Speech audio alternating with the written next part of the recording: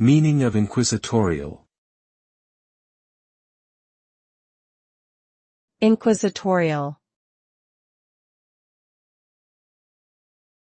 Inquisitorial. Inquisitorial. Inquisitorial. The term inquisitorial is typically used to describe a legal system or process that places an emphasis on investigating and discovering the truth, often through thorough questioning and investigation.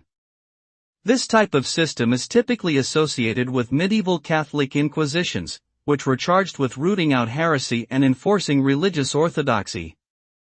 In contemporary usage, inquisitorial can refer to any process or investigation that seeks to uncover the truth through rigorous examination and questioning, often involving extensive interviews, record searches, and evidence gathering.